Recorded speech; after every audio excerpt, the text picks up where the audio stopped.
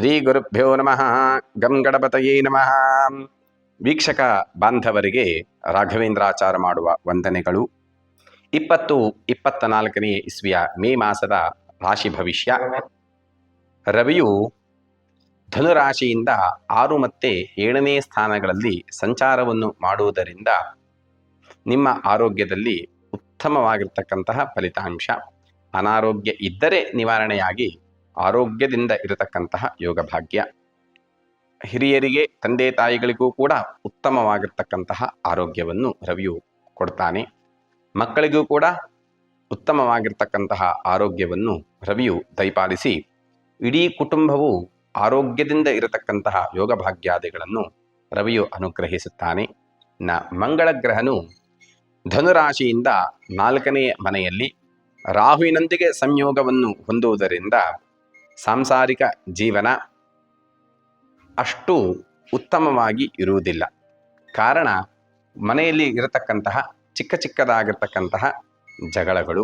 ಹಾಗಾಗಿ ಆ ಜಗಳಗಳ ಪರಿಹಾರಕ್ಕೆ ಬೇಕಾಗಿರ್ತಕ್ಕಂತಹ ಮಾರ್ಗವನ್ನು ತಿಳಿದುಕೊಂಡು ಆದಷ್ಟು ಕೂತುಕೊಂಡು ಮಾತಾಡಿ ಆ ಜಗಳಗಳನ್ನು ನಿವಾರಣೆಯನ್ನು ಮಾಡಿಕೊಂಡರೆ ಸಾಂಸಾರಿಕ ಜೀವನವು ಉತ್ತಮವಾಗಿ ಇರುತ್ತದೆ.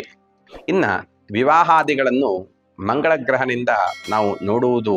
ಆದ್ದರಿಂದ ಯಾರ ಜಾತಕದಲ್ಲಿ ಮಂಗಳ ದೋಷ ಅಂದರೆ ಕುಜದೋಷ ಇರುತ್ತೋ ಅವರು ಆದಷ್ಟು ಬೇಗ ಈ ಮಾಸದಲ್ಲಿ ಅದಕ್ಕೆ ಬೇಕಾಗಿರ್ತಕ್ಕಂತಹ ನಿವಾರಣೆಯನ್ನು ಮಾಡಿಕೊಂಡಿದ್ದೇ ಆದರೆ ಮಂಗಳ ಗ್ರಹನ ಸಂಚಾರ ಬರದಿಂದ ಶೀಘ್ರ ವಿವಾಹ ಭಾಗ್ಯ ಆಗತಕ್ಕಂತಹ ಯೋಗ ನಿಮ್ಮದಾಗುತ್ತದೆ. ಇನ್ನು ಧನುರಾಶಿಯವರಿಗೆ ಬುಧನು 5 ಮತ್ತು 4ನೇ ಸ್ಥಾನಗಳಲ್ಲಿ ಸಂಚಾರವನ್ನು ಮಾಡುವುದರಿಂದ ಆ 4ನೇ ಮನೆಯಲ್ಲಿರ್ತಕ್ಕಂತಹ ಬುಧನು 15ನೇ ತಾರೀಕು ತನಕ ಸ್ವಲ್ಪ ಅಶುಭ ಫಲಗಳನ್ನು ಕೊಡ್ತಾನೆ.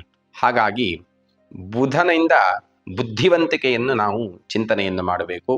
ಹಾಗಾಗಿ ವಿದ್ಯಾರ್ಥಿ ಜೀವನದಲ್ಲಿ ಇರ್ತಕ್ಕಂತಹ ವಿದ್ಯಾರ್ಥಿಗಳು ಬುದ್ಧಿವಂತರಾಗಬೇಕಾದರೆ ಅಷ್ಟೇ ಕಷ್ಟಪಟ್ಟು ಓದತಕ್ಕಂತಹ ಅಭ್ಯಾಸವನ್ನು ಮಾಡಿಕೊಂಡಲ್ಲಿ ಮೊದಲನೆಯ 15 ದಿವಸವು ನಿಮಗೆ ಸುಖವನ್ನು ಅಥವಾ ಉತ್ತಮ ಸ್ಥಾನಮಾನಾದಿಗಳನ್ನು ಕೊಡುತ್ತದೆ. ನಂತರದ 15 ದಿವಸಗಳು ನಿಮಗೆ ಬಹಳ ಉತ್ತಮವಾಗಿರ್ತಕ್ಕಂತಹ ಯೋಗ ಇದೆ.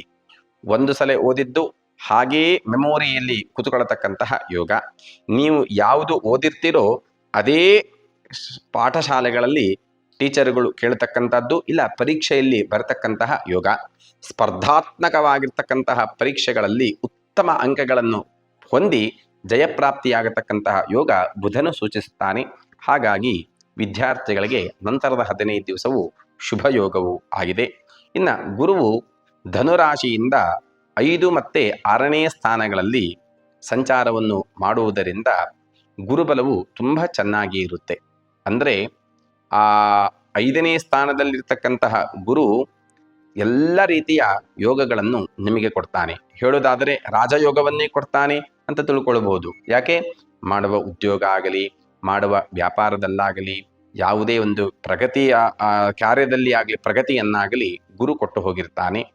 6ನೇ ಸ್ಥಾನಕ್ಕೆ ಬರುವಾಗ ಆ ಹಿಂದಿನ ಗುರುವಿನ ಪ್ರಭಾವದಿಂದಲೇ ಆದಾಯವು ಮಧ್ಯಮವಾದರೂ ಕೂಡ ಸುಖ, ಶಾಂತಿ, ನೆಮ್ಮದಿಗೆ ಕೊರತೆ ಇಲ್ಲ. ಹಾಗಾಗಿ ಈ ಮಾಸವು ನಿಮಗೆ ಬಹಳ ಉತ್ತಮವಾಗಿದೆ.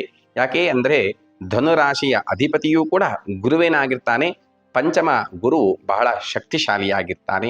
ಹಾಗಾಗಿ ಉತ್ತಮವಾದ ದೈವ ಬಲವು ನಿಮ್ಮದಾಗಿದೆ. ಶುಕ್ರ ಗ್ರಹನು 5ನೇ ಮನೆಯಲ್ಲಿ ಸಂಚಾರವನ್ನು ಮಾಡುತ್ತಾ ಗುರುವಿನೊಂದಿಗೆ ಯೋಗವನ್ನು ಹೊಂದುವುದರಿಂದ ಮೊದಲನೆಯ 15 ದಿವಸ ಸಾಂಸಾರಿಕ ಜೀವನದಲ್ಲಿ ಕೆಲವೊಂದು ಕುಂದುಕೊರತೆಗಳು, ಅಂದರೆ ಹೆಂಡತಿ ತವರು ಮನೆಗೆ ಹೋಗುವಂಥದ್ದು, ಇಲ್ಲ ನೀವಾದರೂ ಕೆಲಸದ ನಿಮಿತ್ತವಾಗಿ ಸಂಚಾರವನ್ನು ಮಾಡುವಂಥದ್ದು, ಈ ಸಂಬಂಧಿಯಾಗಿ ಸಾಂಸಾರಿಕ ಜೀವನದ ಸುಖ ಸ್ವಲ್ಪ ಮಟ್ಟಿಗೆ ದೂರವಾಗಿದ್ದರೂ ಆ ಗುರುವು ವೃಷಭ ರಾಶಿಗೆ ಹೋದ ನಂತರದಲ್ಲಿ ಸಾಂಸಾರಿಕ ಜೀವನ ಉತ್ತಮವಾಗಿ ಸಾಂಸಾರಿಕ ಜೀವನದ ಸುಖವು ನಿಮ್ಮದಾಗುತ್ತದೆ. ಯಾರಿಗೆ ವಿವಾಹ ಭಾಗ್ಯಾದಿಗಳು ಇಲ್ಲವೋ ಧನುರಾಶಿಯವರಿಗೆ ಶುಕ್ರನ ಅನುಗ್ರಹದಿಂದ ವಿವಾಹ ಭಾಗ್ಯಾದಿಗಳು ಸಿಗುತ್ತದೆ. ಪ್ರೇಮ, ಪ್ರೀತಿ ಎಂಬುವರಿಗೂ ಕೂಡ ಉತ್ತಮವಾದ ಸಮಯ ಇದು ಆಗಿರುತ್ತದೆ. ಇನ್ನು ಶನಿಯು 3ನೇಯ ಮನೆಯಲ್ಲಿ ಸಂಚಾರವನ್ನು ಮಾಡುವುದರಿಂದ, 3ನೇ ಮನೆ ಅಂದರೆ ಕುಂಭರಾಶಿ, ಕುಂಭರಾಶಿಯು ಶನಿಗೆ ಸ್ವಕ್ಷೇತ್ರ ಆದ್ದರಿಂದ ಶನಿಯಿಂದ ಸೂಚಿಸಲ್ಪಡತಕ್ಕಂತಹ ವ್ಯಾಪಾರ ಅಂದರೆ ಕಬ್ಬಿಣ, ಮರಳು, ಕಟ್ಟಿಗೆ ಈ ವ್ಯಾಪಾರ ಮಾಡುವವರಿಗೆ ಧನುರಾಶಿಯವರಿಗೆ ಉತ್ತಮ ಆದಾಯವೂ ಇರುತ್ತದೆ.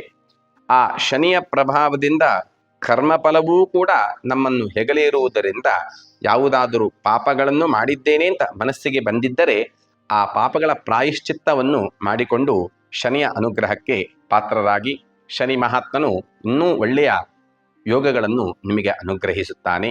ಇನ್ನು ಧನುರಾಶಿಯವರು ರಾಹುನು 4ನೇ ಮನೆಯಲ್ಲಿ, ಕೇತುವು 10ನೇ ಮನೆಯಲ್ಲಿ ಸಂಚಾರವನ್ನು ಮಾಡುವುದರಿಂದ ಉತ್ತಮವಾಗಿರ್ತಕ್ಕಂತಹ ಯೋಗ. ಅಂದರೆ ಮಾಡತಕ್ಕಂತಹ ಉದ್ಯೋಗ ವ್ಯವಹಾರ ಕ್ಷೇತ್ರಗಳಲ್ಲಿ ಪ್ರಶಂಸೆ, ನೀವು ಮಾಡಿರ್ತಕ್ಕಂತಹ ಸಹಾಯಾದಿಗಳನ್ನು ಮಿತ್ರರು ನೆನೆಸಿಕೊಂಡು ನಿಮಗೆ ಪುನಃ ಸಹಾಯ ಮಾಡುವಂತಹದ್ದು, ಇಲ್ಲ ಅದೇ ಮಿತ್ರರು 4 ಕಡೆ ನೀವು ಮಾಡಿರ್ತಕ್ಕಂತಹ ಸಹಾಯಗಳನ್ನು ಹೇಳಿ ಪ್ರಶಂಸೆ ಮಾಡತಕ್ಕಂತಹ ಯೋಗ ಭಾಗ್ಯಾದಿಗಳು ನಿಮ್ಮದಾಗಿದೆ.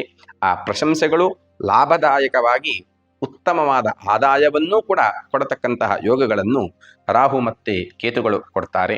ಹಾಗಾಗಿ ಈ ತಿಂಗಳ ನಿಮಗೆ ಉತ್ತಮವಾದ ಫಲಗಳು ಇವೆ.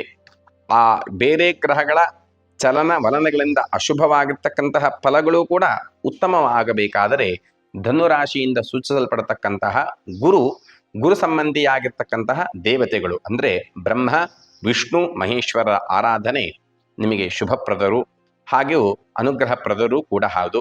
ಈ ತಿಂಗಳು ಉತ್ತಮ ವರ್ಣಗಳನ್ನು ನಾವು ನೋಡುವುದಾದರೆ ಧನುರಾಶಿ ಅಧಿಪತಿ ಗುರು ಆದ್ದರಿಂದ ಹಳದಿ ಬಣ್ಣವು, ಶುಭ್ರವಾದ ಬಿಳಿ ಬಣ್ಣವು ಹಾಗೂ ಕೆಂಪು ಮಿಶ್ರಿತವಾಗಿರ್ತಕ್ಕಂತಹ ಹಳದಿ ಬಣ್ಣ ಅಂದರೆ ಕೇಸರಿ ಬಣ್ಣವು ಉತ್ತಮ ಪ್ರದವಾಗಿದೆ. ಈ ತಿಂಗಳಲ್ಲಿ ಉತ್ತಮ ದಿನಾಂಕಗಳನ್ನು ನೋಡುವುದಾದರೆ 3ನೇ ತಾರೀಕು, 21 ಹಾಗೂ 16 ಹಾಗೂ 28ನೇ ತಾರೀಕು ಒಳ್ಳೆಯ ಕೆಲಸಗಳನ್ನು ಆರಂಭಿಸಿ ಶ್ರೇಯೋಭಿವೃದ್ಧಿಯನ್ನು ಪಡೆದುಕೊಳ್ಳಿ. ದೇವರು ಉತ್ತಮವಾಗಿರ್ತಕ್ಕಂತಹ ಸುಖ ಶಾಂತಿಯನ್ನು ಕೊಟ್ಟು ನಿಮ್ಮೆಲ್ಲರನ್ನು ಅನುಗ್ರಹಿಸಲಿ ಎಂದು ದೇವರಲ್ಲಿ ಪ್ರಾರ್ಥಿಸುತ್ತಾ ಸರ್ವೇ ಜನಾಃ ಸುಖಿನೋ ಭವಂತು, ಸಮಸ್ತ ಸನ್ಮಂಗಲಾನಿ ಭವಂತು. ಶ್ರೀಕೃಷ್ಣಾರ್ಪಣಮಸ್ತು.